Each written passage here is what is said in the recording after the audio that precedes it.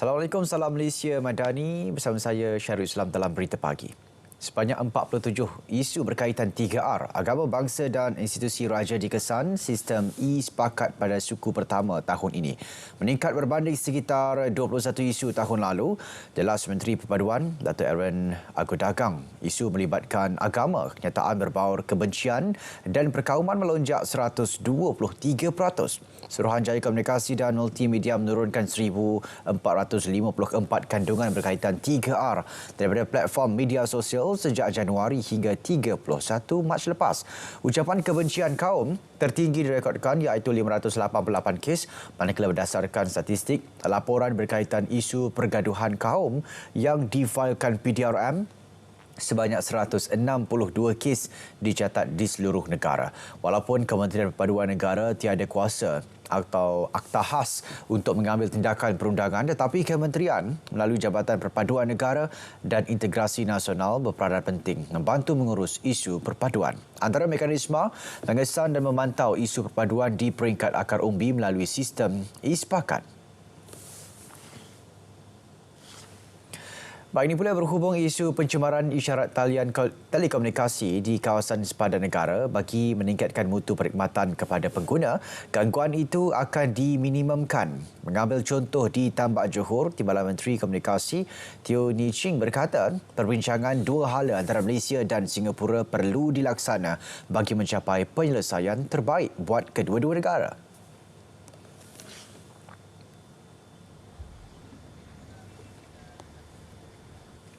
Jadi ini sebenarnya saya rasa ongoing proses untuk selalu memastikan bahawa gangguan ini boleh diminimumkan. Tetapi saya rasa dia tak ada satu simple solusi macam kita cakap kita kuatkan lagi signal kita, kerana apabila kita kuatkan lagi, kami juga akan bawa gangguan kepada sebelah sana. Jadi sangat penting adalah dua pihak duduk bincang.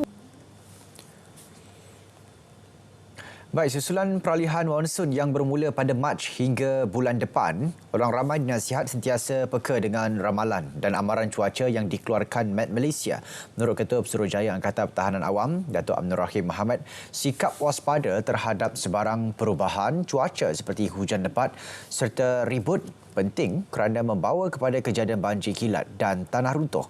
Berbeza dengan monsun timur laut, perubahan cuaca semasa peralihan monsun berlaku di luar jangkaan. Met Malaysia dalam kenyataan memaklumkan negara memasuki permulaan fasa peralihan monsun pada 29 Mac dan berterusan hingga bulan depan. Hujan lebat beserta angin kencang berpotensi menyebabkan banjir kilat, pokok tumbang serta kerosakan pada struktur tidak kokoh.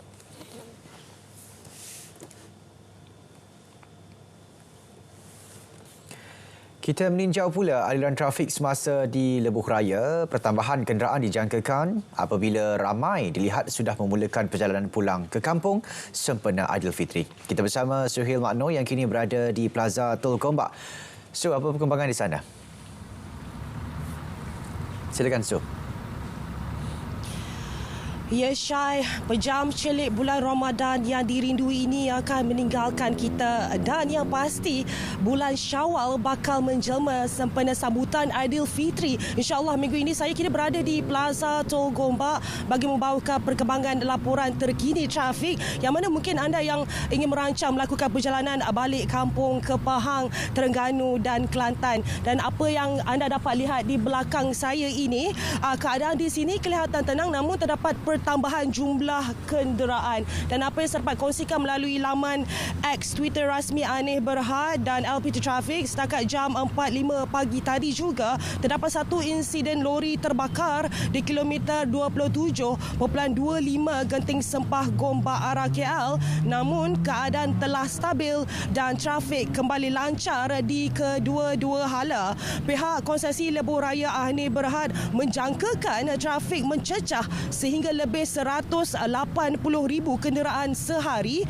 Bagi Lebuhraya Kuala Lumpur kala ini lebih-lebih lagi pada puncak perayaan Aidilfitri tahun ini. Dan buat info saudara juga bagi melancarkan trafik terutama di Plaza Tol menghala ke pantai timur ini seramai 700 kaki tangan Anir Berhad selain bantuan Jabatan Sukarelawan Malaysia bertugas di memastikan kelancaran semua pulang ke destinasi dan mungkin pulau ke kampung halaman dengan selamatnya. Anir Berhad juga telah menghebahkan jadual cadangan waktu perjalanan bagi memberikan maklumat awal kepada para pengguna Lebuhraya dan layarilah laman X LLM Traffic @LPT Traffic dan Facebook @Lembaga Lebuhraya Malaysia atau @Lebuhraya Pantai Timur atau hubungi hotline LLM di 18887752 untuk perkembangan terkini sebelum memulakan perjalanan anda. Saya kira setakat ini saya dapat kongsikan dari Plaza Tol Gombak ini. Akan saya bawa berita laporan trafik selanjutnya. Kita kembali kepada rakan tugas saya Syai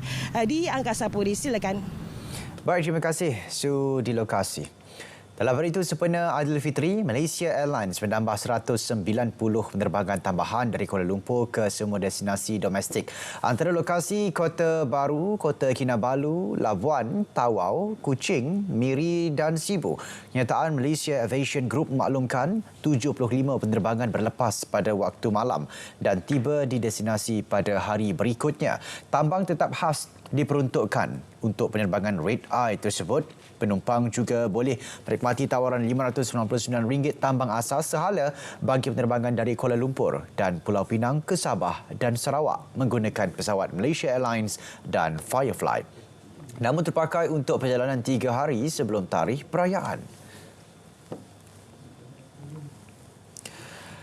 Isu pembuangan sampah di laluan lingkaran tengah utama LTU setiap kali berlakunya kesesakan ketika musim perayaan, Pahang belum berhasrat mengenakan tindakan terhadap pelaku memandangkan tiada kemudahan hentian rehat dan rawat. Pihak berkaitan diminta memantau untuk mengatasi masalah itu bagi jangka masa pendek.